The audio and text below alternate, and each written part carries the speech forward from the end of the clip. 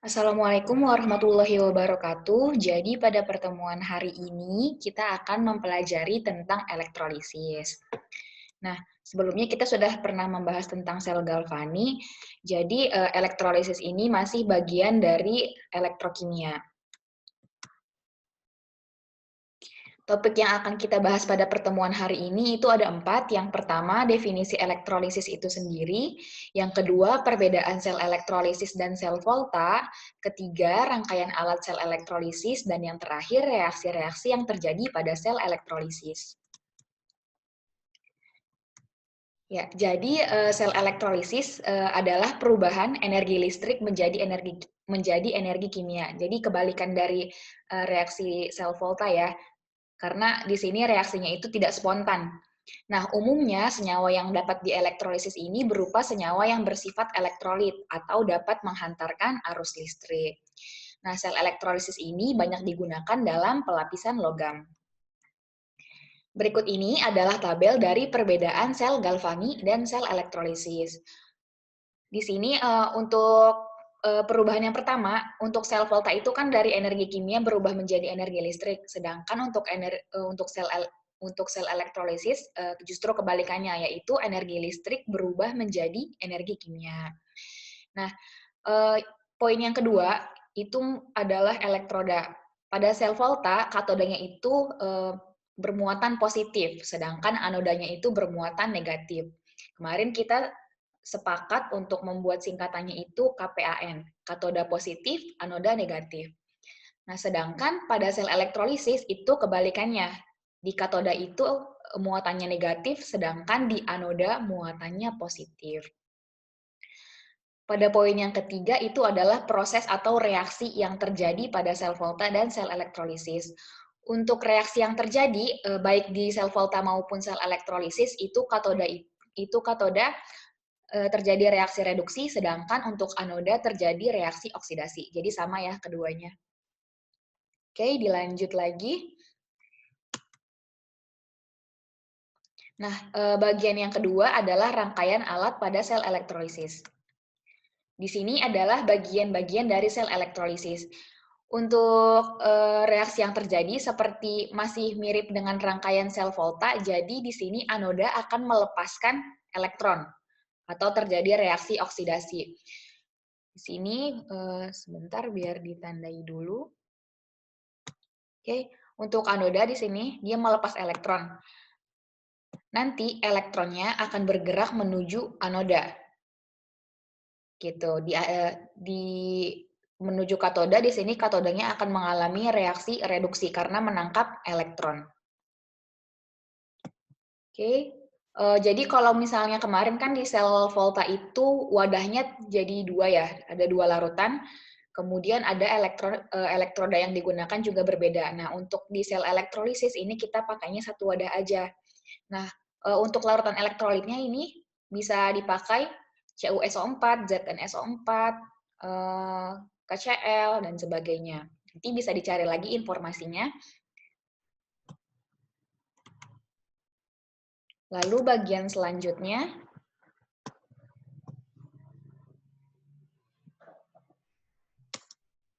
nah, di sini adalah bagian reaksi-reaksi yang terjadi pada sel elektrolisis. Kita bahas dulu ke bagian pertama, yaitu reaksi di katoda. Oke, untuk di katoda itu reaksi yang terjadi adalah reaksi reduksi. Di sini untuk katoda berarti kita fokusnya ke kation, karena kation yang mengalami reaksi reduksi. Nah, kation ini letaknya ada di depan. Di sini sudah saya buat deret voltanya, jadi disingkat untuk golongan 1A, 2A, AL, MN, H2O, dan H. Jadi di sini semakin ke kanan nilai E0 selnya semakin besar, atau kalau nilainya semakin besar berarti dia semakin mudah untuk mengalami reaksi reduksi. Oke, di sini untuk poin pertama, apabila suasananya dalam asam, H plusnya itu akan tereduksi menjadi H2, menjadi gas H2. Oke, lalu lanjut poin yang kedua, di sini, untuk ion golongan 1A, 2A, Al3+, dan Mn2+, ion-ion tersebut tidak dapat mengalami reaksi reduksi. Jadi yang tereduksi itu adalah pelarut airnya. Nah, makanya di sini bisa kita lihat, kalau di poin pertama kan H plus sama H plusnya itu nanti yang tereduksi karena dia letaknya lebih kanan dibanding H2O. Sedangkan kalau yang golongan 1A, 2A, AL, MN itu ada di sebelah kiri H2O. Makanya yang tereduksi adalah H2O-nya gitu. Ini ya, dilingkari bagian yang 1A, 2A, AL, sama MN nih yang ditandain warna merah, dia yang tereduksi adalah airnya. Untuk reaksi reduksi air di sini sudah ada. Jadi 2H2O menangkap 2 buah elektron menjadi H2 plus 2OH-. Ini diingat baik-baik ya untuk reaksinya. Kemudian yang ketiga, nah untuk lelehan atau tanpa air dari ion golongan 1A, 2A, Al3+, dan Mn2+, ion tersebut akan tereduksi. Nah, jadi kan sebelumnya tadi kalau golongan 1A, 2A, Al sama Mn ini dia yang tereduksi itu airnya. Ini kalau dalam bentuk larutan. Ya, dalam bentuk larutan. Jadi airnya yang tereduksi. Tapi kalau misalnya dalam bentuk lelehan, kalau dalam bentuk lelehan dia bisa tereduksi langsung. Misalnya tadi kita mau mereduksi Al3+. Kalau kita mau mereduksi Al3+, dalam bentuk larutan, berarti yang kita pakai ini, yang 2H2O. Saya ganti warnanya jadi, coba ganti warna hijau ya. Oke, hits. Ini yang ditandain warna hijau, ini yang kita pakai. Tapi kalau misalnya kita dalam Al3+ itu dalam bentuk lelehan, kita nggak pakai yang ini, nggak pakai yang poin kedua, tapi langsung aja diganti. Jadi di sini menjadi Al3+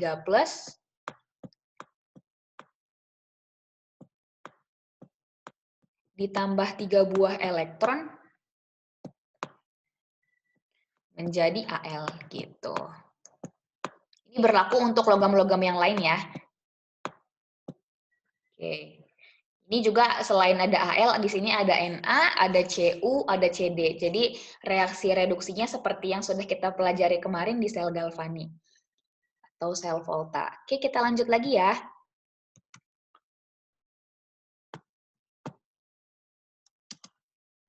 Nah, di sini tadi kita sudah bahas untuk reaksi yang di katoda. Maaf, ini poinnya salah.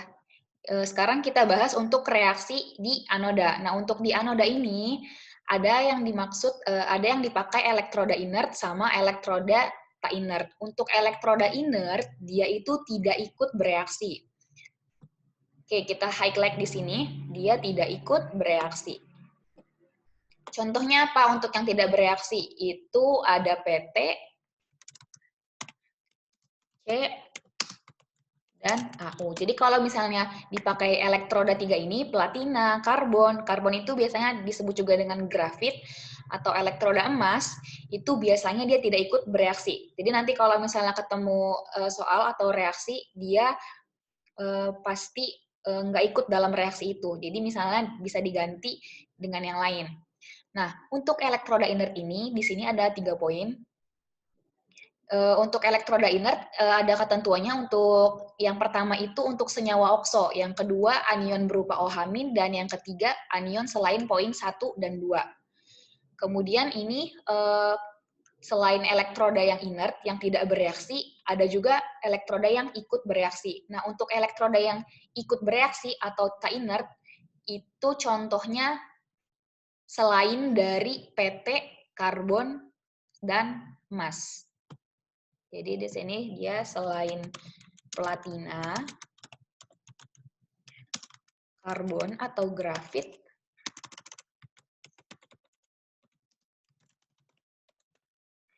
dan emas. Oke. Ini ya, selain dari 3 ini. Nah, di sini kita akan lanjut ke ketentuan dari reaksi anoda. Nah, untuk elektroda yang inert, yang poin 1, seperti PT, karbon, dan aurum, untuk yang pertama, larutan sisa asam oksi. Jadi, larutan sisa asam oksi itu adalah sisa asam yang mengandung oksigen. Contohnya ada SO42-, NO3-, PO43-, terus ada juga ClO4-. Pokoknya yang mengandung oksigen di dalam senyawa tersebut. Jadi ada banyak ya. Nah, sisa asam oksi tersebut tidak dapat dioksidasi. Sebagai penggantinya yang akan dioksidasi adalah pelarut air. Di sini kalau untuk reaksi oksidasi air sudah ada, jadi 2H2O nanti akan melepas 4 buah elektron, ditambah O2, ditambah 4H+. Nanti tinggal dicatat ya. Kemudian untuk poin kedua, pada senyawa hidroksida. Nah, jadi untuk senyawa hidroksida adalah senyawa yang mengandung OH-. Misalnya di sini ada NaOH, ada CaOH 2 kali. Kemudian selain itu ada banyak sih, ada KOH, ada BaOH 2 kali, ada apa lagi? Ada pokoknya yang golongan 1 sama golongan 2 itu biasanya dipakai sebagai senyawa hidroksida karena dia merupakan basa kuat. Oke, jadi untuk senyawa hidroksida atau yang mengandung OH-, di sini reaksi oksidasinya 4OH-, dia akan menjadi 2H2O ditambah 4 buah elektron. Sekarang kita masuk ke poin yang ketiga, itu anion selain nomor 1 dan 2. Tadi kan anionnya ada banyak ya. Jadi kita coba di sini kita tandai. Berarti anionnya itu selain dari yang kita garis bawahi. Selain SO4 2-, NO3-, dan PO4 3-. Kemudian selain ini juga nih, yang mengandung ion OH-. Nah, selain dari ini, dari poin 1 dan 2, dia akan dioksidasi seperti reaksi biasa pada umumnya. Misalnya di sini ada ini ketentuan dari reaksinya, 2X- menjadi X2 plus 2 elektron. Di sini X-nya itu kita ganti dengan unsur lain. Misalnya kita pakai unsurnya fluor. Jadi 2F- nanti akan melepas 2 buah elektron menghasilkan F2. Gitu. Berlaku juga untuk yang 2Cl-. Jadi 2Cl- ini nanti akan melepas 2 buah elektron, kemudian dia akan membentuk Cl2. Dan yang terakhir untuk 2Br-, dia akan melepas 2 elektron dan membentuk Br2. Nah, ini untuk poin nomor 3 contohnya ada banyak ya. Intinya selain dari yang ke-1, poin yang pertama atau poin yang kedua gitu. Selain dari poin yang pertama dan poin yang kedua. Oke.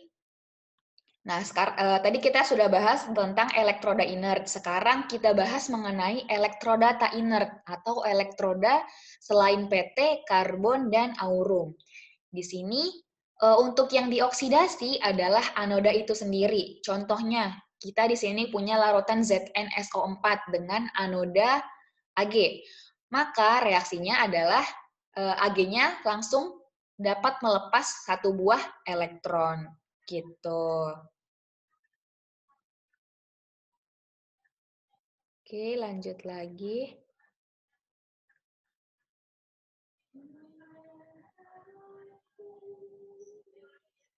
Kok nggak bisa ya?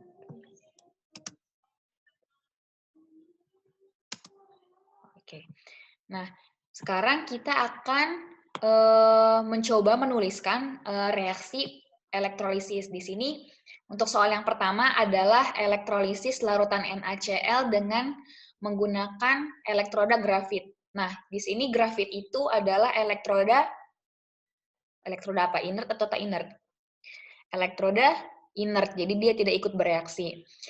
Untuk elektrolisis NaCl di sini tahap pertama yang harus kita lakukan adalah membuat NaCl ini menjadi ion-ionnya dulu. Jadi nanti dia terurai menjadi Na+ dan Cl-. Nah, di sini ya, Na+ dan Cl-. Nah, kita tahu untuk reaksi yang terjadi di katoda itu melibatkan kation. Berarti yang kita fokuskan di sini untuk katoda, poin pertama, kita lihat Na+-nya dulu. Di sini Na plus tadi kita lihat di ketentuan awal di ketentuan untuk katoda. Jadi Na plus itu kan termasuk ke dalam golongan pertama. Nah, karena dia termasuk golongan 1, jadi dia tidak bisa langsung direduksi. Jadi nggak bisa tuh Na plus ditambah elektron menjadi Na itu tidak bisa ya. Karena kita mengikuti ketentuan yang awal tadi. Ini nggak bisa. Jadi nanti dia yang akan direduksi adalah airnya. Nih, yang direduksi adalah air. Ini salah ya. Ini nggak bisa. Nah, untuk reaksi katoda, untuk reduksi air di sini, jadi kita tuliskan sesuai dari ketentuan yang tadi. Jadi 2H2O, dia akan menangkap 2 buah elektron menjadi 2O- ditambah 2H+. Oke, yang katoda sudah selesai. Sekarang kita lihat yang anoda. Anoda itu kita lihat dari anionnya. Di sini kita punya anionnya Cl-. Nah, berarti karena dalam hal ini anodanya adalah grafit yang bersifat inert atau tidak ikut bereaksi, sehingga reaksinya yang dipakai itu reaksi dari ion Cl-. Oke, karena kita pakai ion Cl- berarti nanti langsung aja nih 2 Cl- menjadi Cl2 ditambah 2 buah elektron. Oke, kita udah dapat nih reaksi anoda. Terus sekarang digabungin dari yang anoda sama yang katoda. Jadi hasilnya seperti ini ya. Nah, karena di sini ada pelepasan dan penangkapan 2 buah elektron, ini kan beda ruas nih untuk yang katoda. Untuk yang katoda, elektronnya ada di sebelah kiri. Untuk yang anoda, dia elektronnya ada di sebelah kanan. Nah, di sini karena dia beda ruas, kita bisa coret. Jadi habis. Nah, jadi untuk hasil reaksinya, untuk elektrolisis larutan NaCl, 2H2O ditambah 2Cl- menjadi 2OH- ditambah H2 ditambah Cl2. Ini hasil akhir dari reaksi elektrolisis. Kita lanjut ke soal nomor kedua.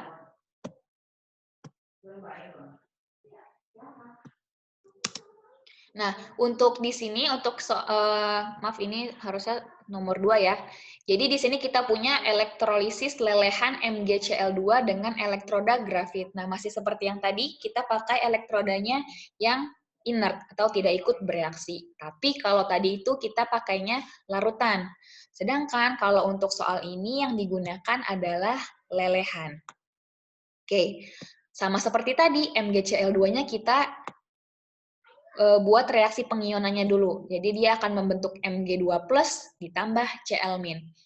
Nah, Mg2+ berarti akan mengalami reaksi reduksi ya, atau di katoda. Oke. Di sini, karena kita pakainya lelehan, sesuai dari ketentuan yang ada di slide sebelumnya, nanti dilihat lagi ya, dibaca pelan-pelan aja.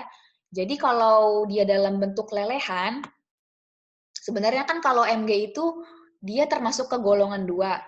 Nah, untuk golongan 1, 2, Al, dan Mn itu tadi kita sepakat dia tidak ikut terreduksi. Dia tidak terreduksi, jadi yang terreduksi airnya.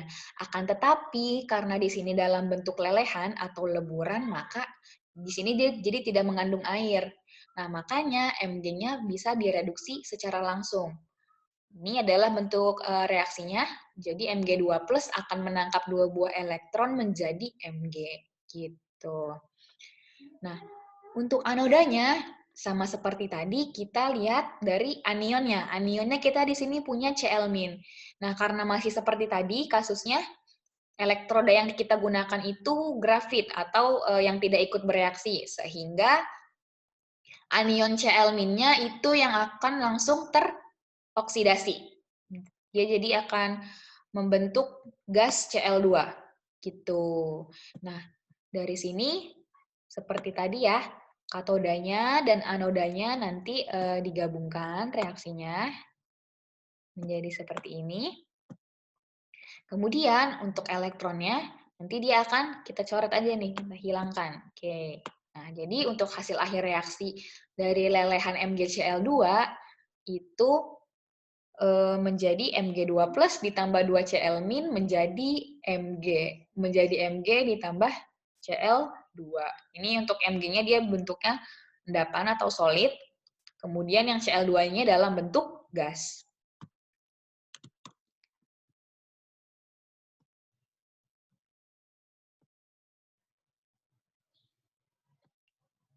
Oke, lanjut lagi. Sebentar.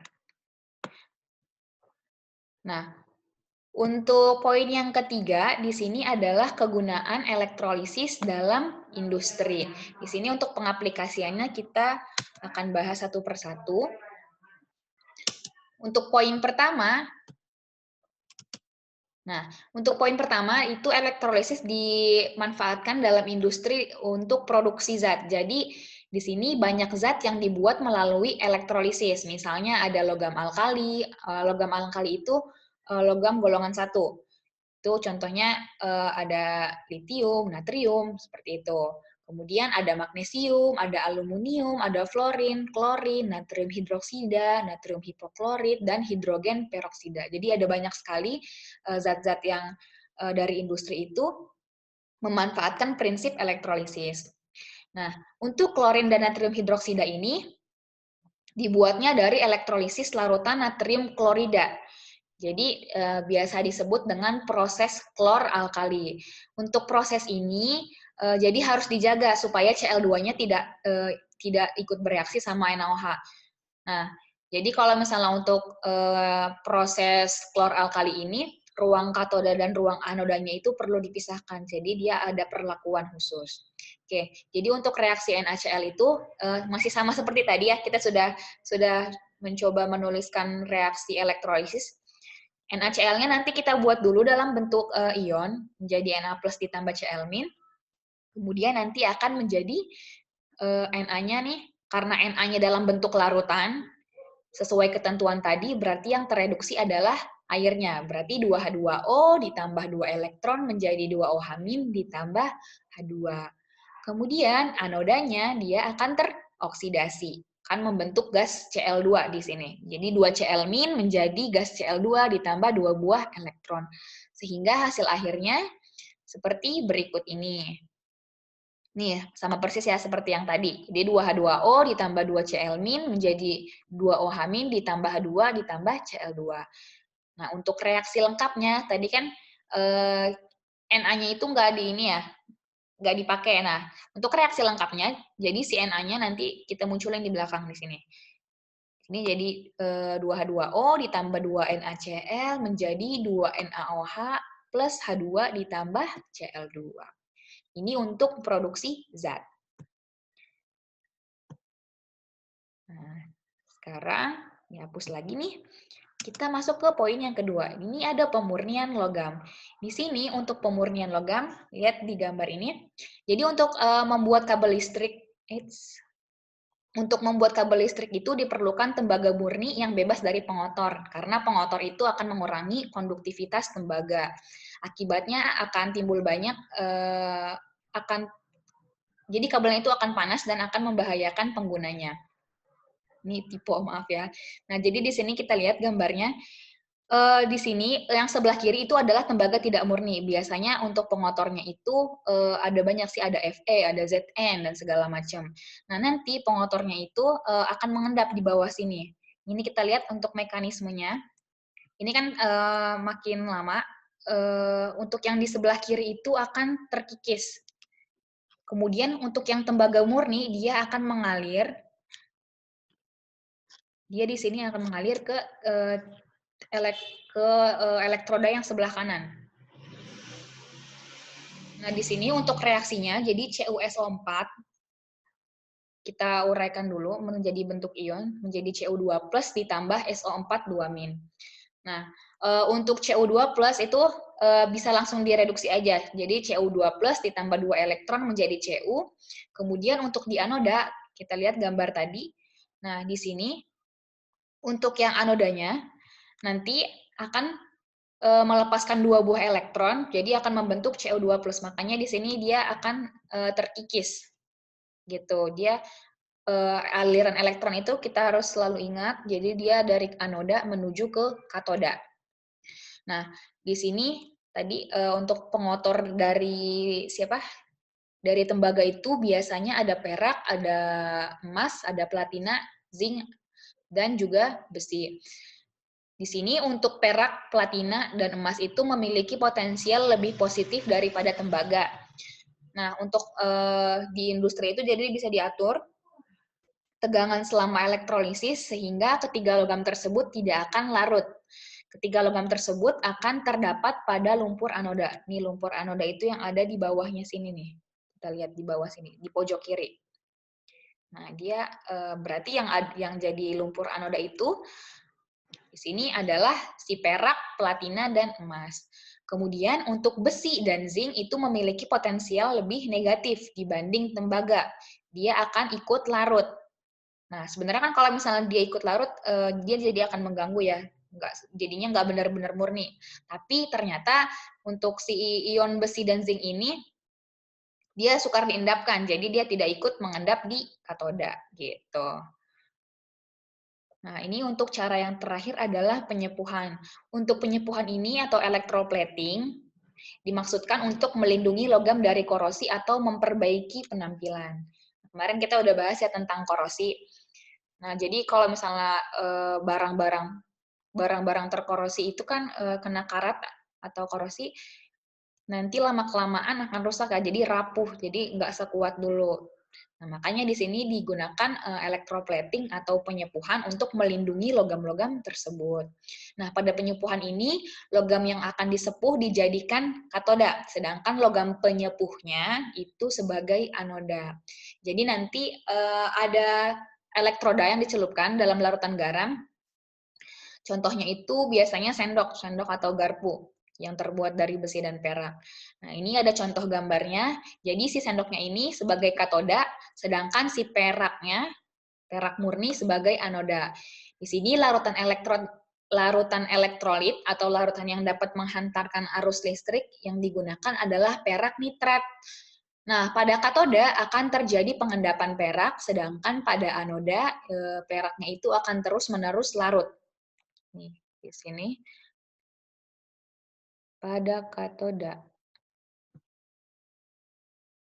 Nah, ini pada katoda di sini dia akan terjadi pengendapan perak. Sedangkan pada anoda peraknya terus larut. Jadi nanti si Ag-nya akan melapisi si garpu ini, sendok garpu. Oke, di sini konsentrasi ion Ag-nya dalam larutan tidak akan berubah. Nah, untuk reaksi yang terjadi di sini untuk katodanya tadi kan kita pakai katoda Fe ya, katoda Fe. Nah, di sini reaksi yang terjadi pada katoda adalah Ag plus ditambah elektron menjadi Ag, kemudian anoda sebagai pelapisnya itu dia akan melepaskan elektron sehingga hasil reaksinya menjadi berikut.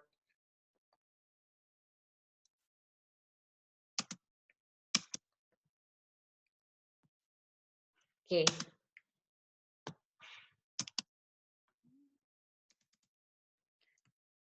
Nah, untuk catatan pada pertemuan hari ini cukup sampai di situ.